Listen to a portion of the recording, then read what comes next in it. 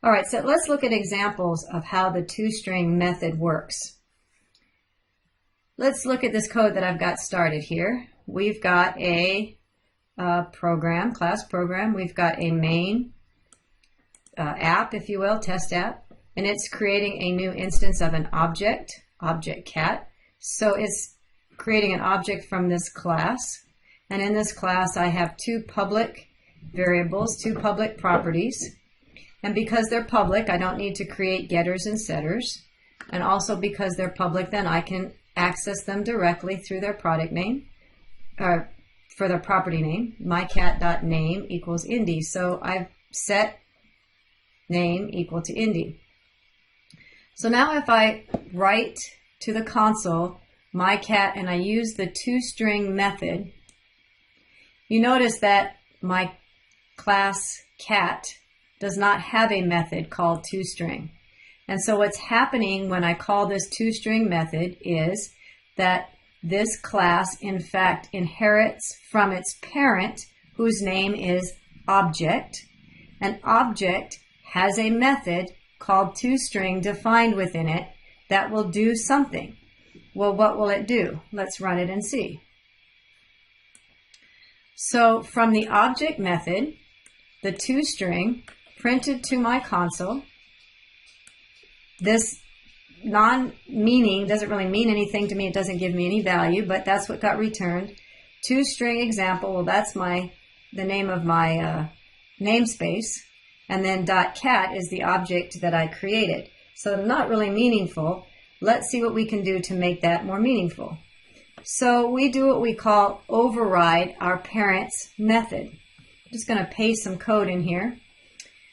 So what we're doing now is we're saying our parent has this ToString method, which we don't particularly like.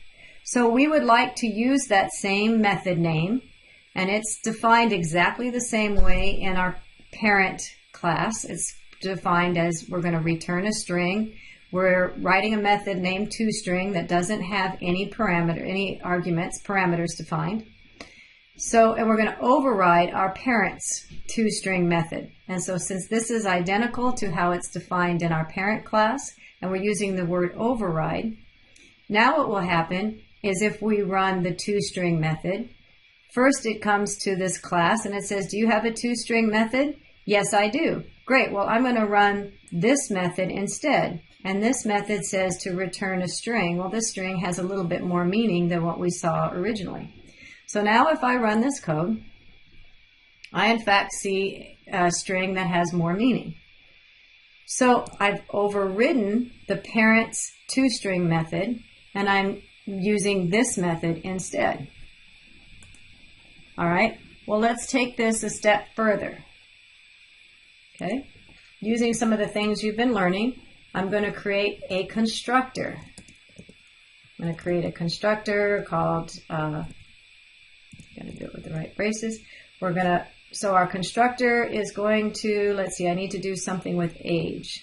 Oh, let's see, let's do something different. Let's do public, double. I'm going to do the cost of the cat. Okay, and so anytime, let me just write this in before it's hard for me to talk and type at the same time.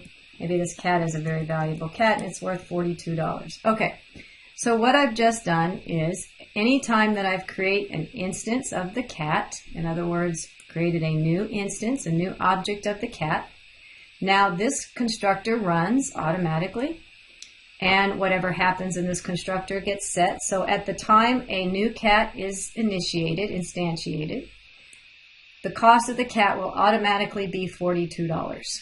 Okay? So now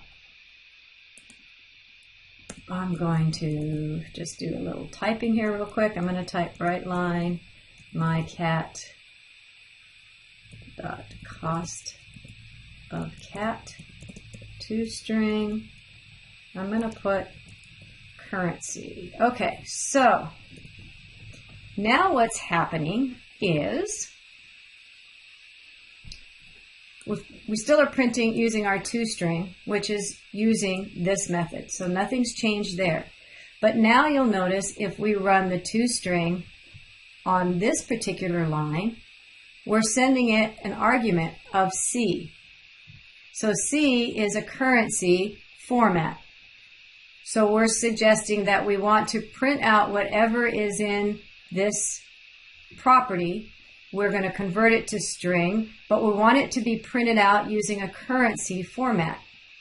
Well, if you look at this particular method, there is no arguments allowable. We have no parameters set up, so it can't receive this argument.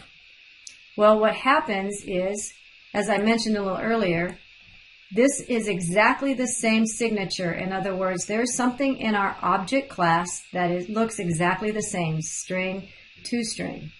Well, it turns out that there's also another method that will allow the parameter of a currency formatter. And so if you send a currency formatter to this signature, it will fail this particular ToString method because this ToString method does not require an argument. It says I don't want to receive anything. So what will happen is C# will skip this particular ToString method, and it'll look in the parent, which is called object. And it'll see if object has a ToString method that allows a string formatter to be received. So it knows, so it'll run that method instead. So it will not, in this case, this ToString method will not run because this is not a match.